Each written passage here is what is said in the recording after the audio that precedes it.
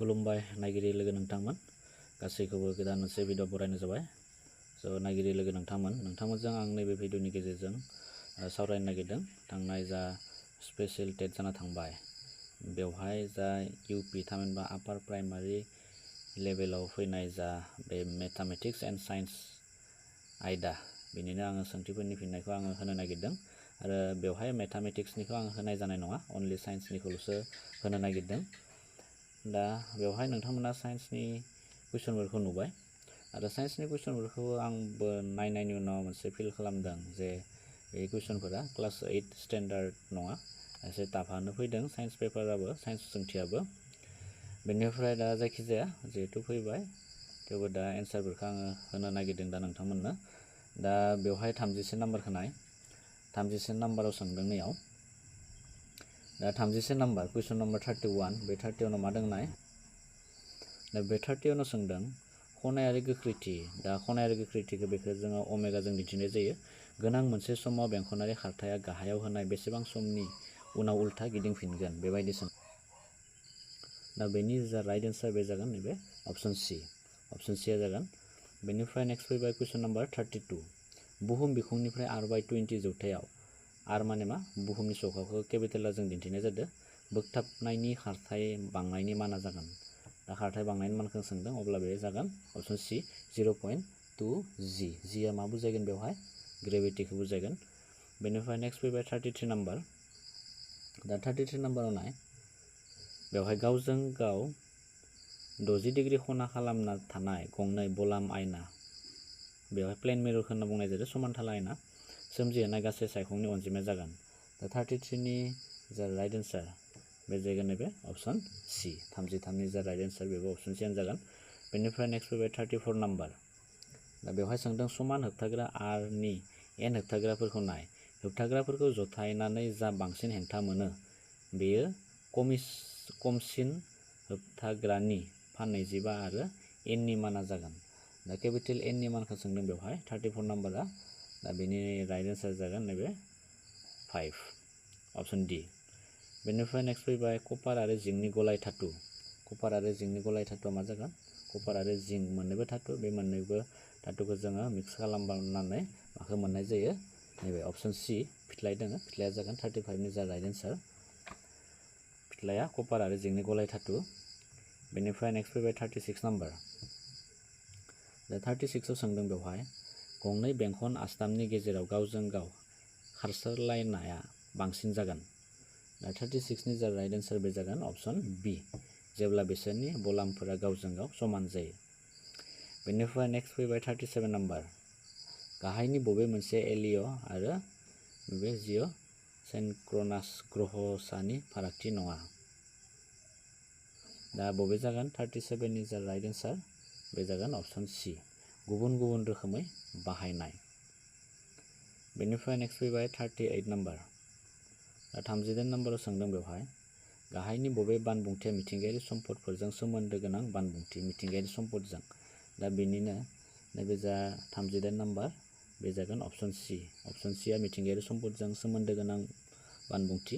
दा सियाव मा लिरनाय दङ, बार गोहोखौ बाहायनाया गोनां मानोना बे सोदांफिनग्रा माने जोङो बारनि जा सक्ति बेखौ जों मोनफिनबाय थानो हायो, बेखौ जोङो बारखौ जेराव मेरावनो जोङो मोननो हायो।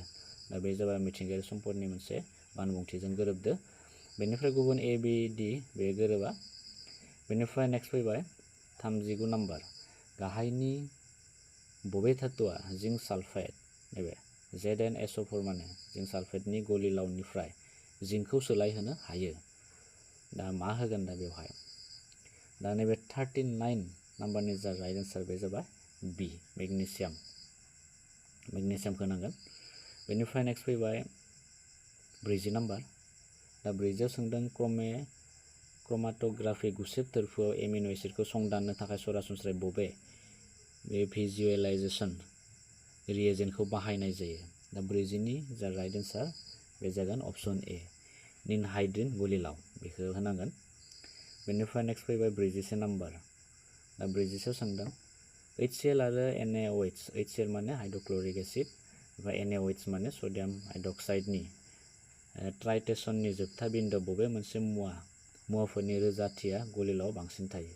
टाइट्रेशन माने मोनसे आनजाद खालामनो होनदों बेखौ नैबे हाइड्र'क्लरिक आरो सडियाम हाइड्रक्साइडखौ आनजाद खालामखांनायनि उनाव टाइट्रेशन टेस्ट खालामखांनायनि उनाव लास्टाव बबे रोजोबथिया गलिलाव बांसिन जागोन बेखौ सोंदो। दा 41 नि जा राइट एन्सार बे जागोन नैबे सडियाम प्लास एन्ड Cl माइनास आयननि रोजोबथिया बांसिन जागोन। बेनिफ्राय नेक्स्ट फैबाय 42 नाम्बार।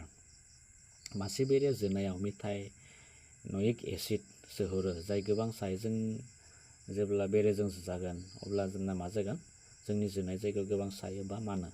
दा बेनि माननायनि ओंथिया बा सानायनि ओंथिया जाहैबाय बेरेया जोंनि देहायाव मा हगारना होदों मिथानइक एसिड हगारना होयो बेनि थाखायनो बेरे जोनाय जायगायाव सायो बा मानो बेबायदि। बेनिफ्राय दा बे सानायनिफ्राय गावखौनो रैखा मोननो थाखाय बबेखौ बाहायगोन दा 42 नि जा राइट एन्सार बे जागोन नैबे बेकिं सदाखौ बाहायबाथाय जोङो सानाय एबा माननाय जायगाया गागोन। जे बेरे जोनाय जायगायाव बेखौ फोनना लानो नांगौ अब्लाना नोंनि जा बेरे जोजानाय जायगा बेयो एसे सानायखौ खम खालामगोन। बेनिफ्राय नेक्स्ट फैबाय 43 नाम्बार। दा 43 सोंदों बेवहाय मोनसे गलाय मोन्देरा सानखांथियारि महरै मोनसे जथायनिख्रुइ आलादा जायो मानोना 43 नि जा राइट एन्सार बेबो जागोन अप्शन सि गलाय मोन्देरनि गुदि मुवाफोरा गावसोरनि रासायनारि सिनायथिखौ हमथाना लाखियो अप्शन सि खौ नांगोन। बेनिफ्राय नेक्स्ट फैबाय 44 नाम्बार। खोन्दोआरि सरसोदांनाय फ्रेक्सनेल डिस्टिलेसनाव आलादा खालामनाय गाहायै सोनारो। दा जा 44 नि जा राइट एन्सार बेबो जागोन अप्शन सि सियावनो गोबां दङ एन्सारफोरा। बेनिफ्राय नेक्स्ट फैबाय 45 नाम्बार। दा 45 आव सोंदों बेवहाय फिनजाथायनि रिएक्टिभिटि सोमोन्दै गाहायनि बबे बानबुंथिया थार। फिनजाथाय बा रिएक्टिभिटिनि थाखाय बबे थार बेखौ सोंदों। दा अप्शनफोरा बेबायदि दङ। दा 45 नि जा राइट एन्सार बे जागोन अप्शन बि अप्शन बि खौ होनांगोन। धातु नङिफोरा इलेक्ट्रन मोननानै खमायलाङो। बेनिफ्राय नेक्स्ट फैबाय 46 नाम्बार। दा 46 आव दङ लाइफांफोरनि बेलायाव बेगरा जादों मोनसे बे जाहैबाय 46 नि जा राइट एन्सार बे जायगोन नैबे अप्शन बि अप्शन बिया बिदैख्रि जाहोनाय। बेनिफ्राय फैबाय नेक्स्ट 47 फट'सिन्थेसिसनि खोमसि फिनजाथाया जायो। 47 नि जा राइट एन्सार बे जागोन अप्शन सि स्ट्रमायाव। बेनिफ्राय नेक्स्ट फैबाय 48 नाम्बार। गाहायनि बबेया मानसिनि डाइजेस्टिभ एन्जाइम नङा माने दोगोन खालामनायनि एन्जाइमखौ बुंनाय जादों। दा 48 नि जा राइट एन्सार बे जागोन अप्शन ए गेस्ट्रिन। बाखि पेप्सिन ट्रिप्सिन बेफोर टायालिन बेफोर गासैबो दोगोन खालामनायाव हेफाजाब होनाय दोगोन रोसिनि नाम। बेनिफ्राय दा 48 नि जा राइट एन्सार अप्शन ए खौ होनांगोन। बेनिफ्राय नेक्स्ट फैबाय 49 नाम्बार।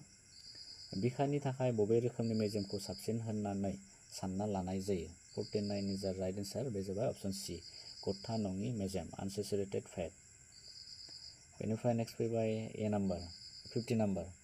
दा 50 मा सोंदों बेवहाय जिब जुनारफोरा मानो हां लायो होनना सोंदों मानि थाखाय हां लायो होमबा बेनि एन्सारा जागोन अप्शन ए आदारनिफ्राय गोहो सोमजिहोनो थाखाय। जोंनि आदार जा जानाय आदार बे जानाय आदारखौ मा खालामनांगोन बायस्रा होनांगोन अक्सिजेन गेसा बायस्रा होयो आरो आदारा बायस्रानायनि उनावसो जोङो मा मोनगोन देहायाव जोङो सक्ति मोनो बेबायदि प्रसेस दङ बाय'लजिनि जायो बेयो। दा एक्सप्लेन खालामबाय थालिया बेखौ।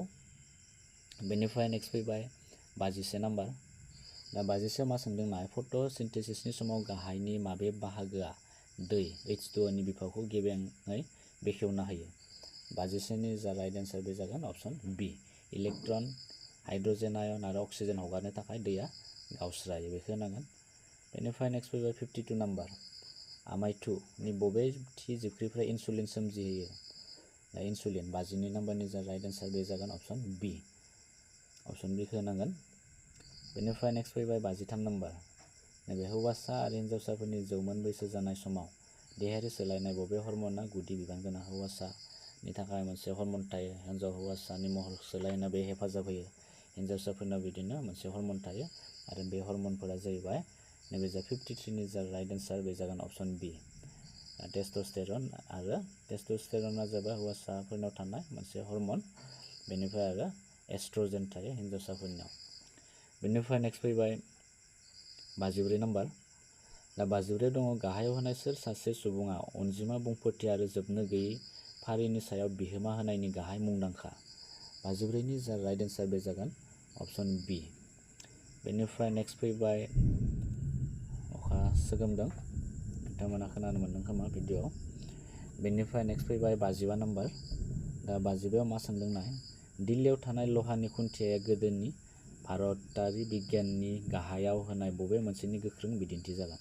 52नि जा राइट एन्सार बे जाहैगोन नोंथांमोना नैबे अप्शन सि, जामख'लांनायखौ होबथाग्रा धातु सोलोंथाइ।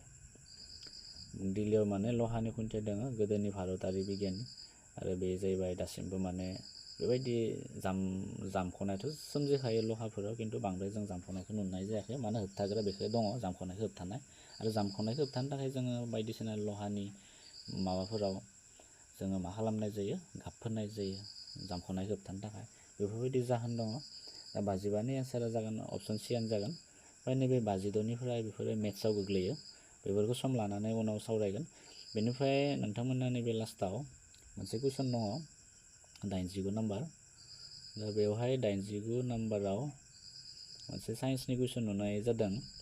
दा 89 नाम्बारा जाहैबाय, दा नोंथांमोना नाय नैबे 89 नाम्बारखौ नायदो। नैबे 89 नाम्बार, गाहायनि बबे मोनसे लावथाइनि सानगुदि होनना बुंदों, लावथाइनि सानगुदि। बेखौ सानखौरांफोरावसो बाहायनाय जायो नैबे लावथाइनि सानगुदिखौ। अप्शन एआव दङ सोरां बोसोर, अप्शन बिआव दङ आंस्ट्रम। बेनिफ्राय दा नोंथांमोननि एन्सारा जागोन अप्शन सिया जागोन, ए आरो बि मोननैबो कारेक्ट। मोनसे लावथाइ सानगुदि जुखिनि थाखाय जोङो सोरां बोसोरखौ बाहायनाय जायो, आंस्ट्रमखौबो जोङो बाहायनाय जायो। सोरां बोसोरफोरखौ जोङो लाइट इयार होनना बुंनाय जायो। दा जोंनि जानथाय, हमना ला साननिफ्राय जोंनि जा अख्रांमायाव थानाय जोंनि जा ग्रहफोरनि जानथाय, बेफोरखौ जोङो सोरां बोसोरावबो जोङो जुखिनो हायो। दा बेबायदि, ओमफ्राय आंस्ट्रमावबो जुखिनो हायो जोङो। दा बेखायनो 89नि जा राइट एन्सार बे जागोन अप्शन सि, ए आरो बि मोननैखौबो होनांगोन। दा बेखिनिया जाहैबाय साइन्स आयदानि सोंथिनि फिन्नायफोरमोन। ओमफ्राय मेथ्सफोरबो दङ, बे मेथ्सफोरखौ जोङो उननि समाव सम दिहुननानै जोङो सावरायगोन। दा उननि गोदान मोनसे भिडिअ गासैखौबो लोगो मोनगोन। Thank you for वाचिं।